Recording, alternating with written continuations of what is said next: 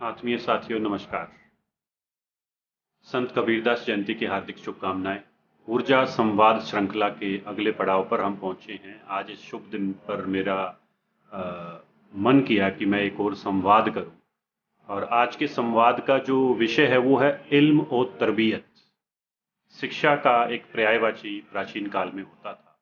अब सिर्फ शिक्षा जो है वो थोड़ा रूप बदल गया है। पहले इसका पूरा नाम होता था इल्म और तरबियत। दो शब्दों से मिलकर बना था इल्म, जिसको हम ज्ञान कहते हैं, तरबियत जिसको आदतें, परवरिश, लाइफ स्किल्स उनके बारे में कहा जाता है। दोनों शब्दों से मिलाकर जो शिक्षा है वो पूर्ण होती है। और वर्तमान परिप्रेक्ष्य में अगर हम देखें तो जो तरबियत है वो कहीं चली गई और इल्म भी आधा अधूरा रह गया। तो शिक्षा क्या होनी चाहिए, कैसी होनी चाहिए, शिक्षा के कार्य क्या होने चाहिए, इस पर थोड़ा सा संवाद करूंगा छोटा सा आपके साथ। आशा करता हूं आपको पसंद भी आएगा। मेरे अनुसार शिक्षा जो है उसके चार मूलभूत कार्य होने चाहिए। वर्तमान में जो शिक्षा है वो बच्चों को कुछ सर्टिफिकेट्स, कुछ डिग्री दिलवाने का काम कर रही है और उसके साथ साथ रोजगार की तरफ लेकर जा रही है। रोजगार की तरफ लेकर जाना चाहिए। जैसे गांधी जी ने कहा कि शिक्षा जो है वो बेरोजगारी के खिलाफ एक बीमे की तरह होना चाहिए, इंश्योरेंस की तरह होना चाहिए कि जो शिक्षित है वो बेरोजगार हो ही नहीं सकता। परंतु इसके साथ साथ जो तरबियत वाला पहलू है वो साथ चलना चाहिए इल्म के। मेरे अनुसार, जैसे मैं पहले कह रहा था, चार कार्य शिक्षा के होने चाहिए।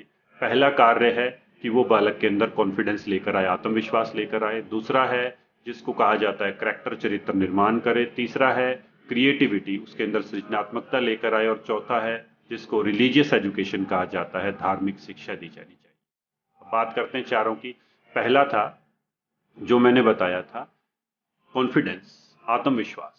आत्मविश्वास का मतलब ये नहीं कि कुछ रटी रटाई चीजें ली, आप डिबेट में हिस्सा ले लेते हैं, आप मंच से बोल लेते हैं, आप कुछ भी कर लेते हैं। आत्मविश्वास का मतलब ये है कि आपको अपनी जो क्वालिटीज हैं, आपकी जो अच्छाइयां हैं, उनके ऊपर इतना विश्वास हो कि कोई भी बाहर का नकारात्मक पहलू, जो आजकल जैसे बड़ी घड़ी, महंगा फोन, बड़ी गाड़ी या बाजार का जो दिखावा, वो आपकी अच्छाई को प्रभावित न करे। आप एक आत्मविश्वास के साथ, एक कॉन्फिडेंस के साथ अपनी अच्छाई को बनाए रखें और उसके लिए काम करते रहें। आत्मविश्वास से मेरा अभिप्राय ये है। दूसरा, जिसको मैंने कहा करैक्टर, चरित्र निर्माण। चरित्र निर्माण का मतलब है जब भी व्यक्ति के पास ऑप्शन आए, दो तीन चार, मान लीजिए दो ऑप्शन आए हैं, एक में उसे धन दौलत दी जा रही है, एक में उसको मानवता की भलाई या कोई अच्छा कार्य किया जा रहा है, तो वो डावाडोल ना हो, वो अपनी अच्छाई के साथ भलाई वाला कार्य चुने। ये है करैक्टर की बात। तीसरा है क्रिएटिविटी, सृजनात्मकता। सृजनात्मकता का मतलब क्या है? शिक्षा जो है बालक के अंदर छिपी हुई जो उसकी गुण हैं उनको बाहर निकालना, ये शिक्षा होनी चाहिए।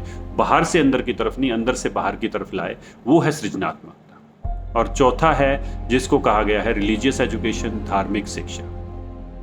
धर्म और अध्यात्म बालक की शिक्षा का अहम हिस्सा होना चाहिए, क्योंकि हमारे बचपन से हमारी जवानियां प्रभावित हैं और हमारी जवानियों से हमारे बुढ़ापे प्रभावित हैं। माना जाता है कि जब आदमी बुजुर्ग हो गया है, अब इसको धर्म में चला जाना चाहिए, अब इसको अध्यात्म में चला जाना चाहिए। मेरा मानना है कि बचपन से ही बालक को आधारभूत जो धर्म है और उसके साथ साथ अध्यात्म है, उसका थोड़ा ज्ञान अवश्य दिया जाए, ताकि उससे उसकी जवानी बेहतर और जवानी से बुढ़ापा बेहतर। और धर्म से मेरा अभिप्राय यहाँ पर किसी धर्म विशेष के किसी संस्थान में जाकर पूजा अर्चना करना, मूर्तियों की पूजा करना, या एक मतलब सटे सटाए तरीके से कुछ अनुकरण करना नहीं। धर्म से मतलब है ह्यूमैनिटी, धर्म से मतलब है मानवता, धर्म से मतलब है वो एक सुप्रीम पावर, वो एक सत्ता जो समस्त संसार को चला रही।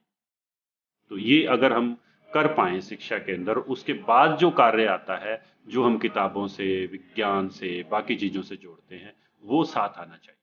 पहले ये चारों कार्य, confidence, character, creativity, religious education, ये चार अगर आ जाएं, उसके बाद अगर पांचवा कार्य उसका जो पढ़ाई लिखाई का काम है वो आए, तो उसके बाद अगर बच्चा जो है वो कुछ भी कार्य करे, वो खेती करे, वो अपना व्यवसाय करे, वो नौकरी करे, वो किसी भी तरह का कार्य करे, वो सदैव समाज के लिए लाभकारी ही होगा, वो कभी भी हानिकारक नहीं होगा। अन्यथा हम देखते हैं कि वर्तमान में जो शिक्षा ग्रहण किए हुए लोग हैं वो समाज के लिए ज्यादा हानिकारक साबित हो रहे हैं, बजाय जिनको हम अशिक्षित कहते हैं। ऐसा क्यों? क्योंकि तरबियत का जो पहलू है वो कहीं छूट गया है। हमें शिक्षा को फिर से इल्म और तरबियत से जोड़ना पड़ेगा। और अगर हम आने वाले 10, 15, 20 साल ऐसा कर सके तो मेरा मानना है कि अगली एक नहीं कई सदियां जो है वो भारत की होंगी। और अगर हम ऐसा नहीं कर पाए तो हमारा आने वाला समय जो बेहतर नहीं होगा। तो टेक होम मैसेज क्या है? इल्म और तरबियत पे काम किया जाना चाहिए। और ये कार्य किसका है? परिवार का, समाज का, विद्यालय का, समस्त लोगों का। क्योंकि बच्चा जब हमारे परिवेश में आता है उसे नहीं पता होता क्या है, हमें उसको सिखाना है कि क्या चीज़ है।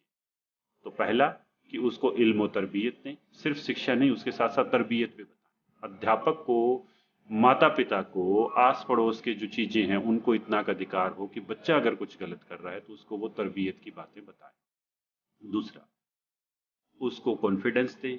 तीसरा, उसके चरित्र निर्माण में सहायक हों। चौथा, जो है क्रिएटिविटी की बात करता है। और पांचवा, जिसको मैंने बताया, नींव के समय से ही धर्म और अध्यात्म के ऊपर उसका जो फोकस है वो किया जाना चाहिए। और इसमें सबसे ज़्यादा जो उसके सहगामी साबित हो सकते हैं वो हैं उसके अभिभावक, उसके मित्र मंडली और उसके साथ साथ उसके अध्यापक। तो चलिए एक नई तरह की शिक्षा व्यवस्था की सृजना करें जिसमें इल्म और तरबियत, एक संपूर्ण शिक्षा जो है वो हम दे पाए। इन्हीं शब्दों के साथ धन्यवाद। शुभ दिन।